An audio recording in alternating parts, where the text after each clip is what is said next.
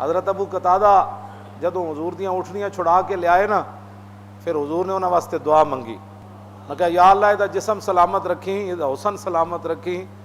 صحابہ کہندے 70 سال عمر ہوئی حضرت ابو قتادہ دی، پتہ لگدا سی 15 سالاں دے منڈے نے بھائی. تو آیا نہ در تے کیوں بد نصیبہ، تو آیا نہ در تے کیوں بد نصیبہ، ہزارہ رنگاں وچ رنگیں دے ہاں جی. لب واں ہیں آنکھیں بند ہیں پھیلی ہیں جھولیاں، کتنے مزے کی بھیک تیرے پاک در کی ہے. جاؤں کہاں پکاروں کسے، کس کا منہ تکوں، کیا اور جہاں بھی پرش سگے بے ہنر کی ہے. اعلیٰ حضرت کہتے ہیں یا رسول اللہ کدھر جاواں کنوں پکاراں، کوئی اور دربار کائنات وچ ہے کتا کم دا بھی نہ ہوئے تے تسی انہوں روٹی پا دیندے ہو. اس واسطے حضور نال وفا کرنی. جدوں حضور دی گل آ جائے پھر گل مک گئی.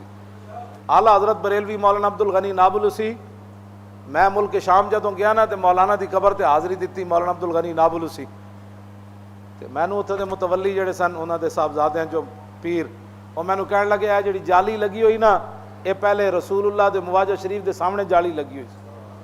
میں آکھیا جی پھر اتھوں ایتھے کیویں آئی؟ انہاں کہا پھر رسول اللہ اس ویلے دے گورنر دی خواب وچ آئے، فرمایا جالی پٹ کے نا تے مولانا دی قبر تے جا کے لاؤ. حضور نے پتہ ہے انہوں نے کیڑی گل تو نوازیا. اعلیٰ حضرت بھی اپنے پیران دا اتنا لمبا ذکر نہیں کرتے ہلکا بات نہ جتنا مولانا دا ذکر کر دے.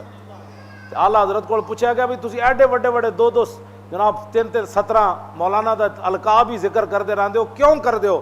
فرمایا مولانا نے لکھیا کہ میرے رب نے کان اس واسطے نہیں بنائے کہ میں زندگی چ حضور دے خلاف گل سن لوں.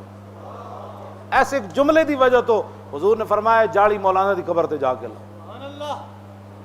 کی محمد سے وفات نے ایویں اقبال گل نہیں کی تھی. اپنے آپ نو بدلو، حضور نال وفا کرو. حضور دی گل آ جائے پھر گل سننی نہیں کائنات وچ کسی. مزید ویڈیوز اور اپڈیٹس کے لیے یوٹیوب پر علامہ Khadim Hussain Rizvi official channel subscribe کریں اور بیل آئیکن پر بھی کلک کریں.